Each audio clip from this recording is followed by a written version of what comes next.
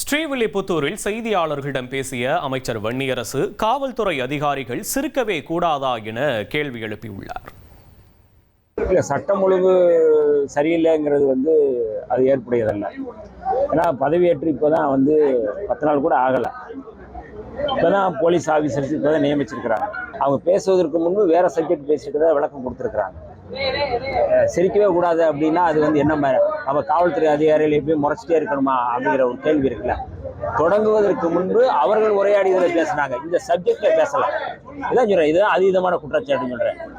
இந்த மாதிரி பேசுறது இல்ல. அதாங்க, நீங்க அந்த சப்ஜெக்டை பேசுவதற்கு முன்பு அவர்கள் வேற சப்ஜெக்ட் பேசிட்டு அதை சொல்றாங்க. காவல்துறை அதிகாரிகள் சிரிக்கவே கூடாதா? 1,28,00,000 மனங்களை வென்ற தந்தி டிவி யூடியூப் சேனல். தவிர்க்க முடியாத தம்ப்நெயில், கலக்கலான கான்டென்ட்ஸ். நீங்களும் இந்த குடும்பத்தில் இணைய இப்பவே சப்ஸ்கிரைப் பண்ணுங்க. அசுரபலம் கொண்ட எங்கள் டிஜிட்டல் கரங்களில் உங்கள் விளம்பரங்களை சேர்க்க வாட்ஸ்அப் பண்ணுங்க. 8939888838. Email advtthanditv@dttv.in.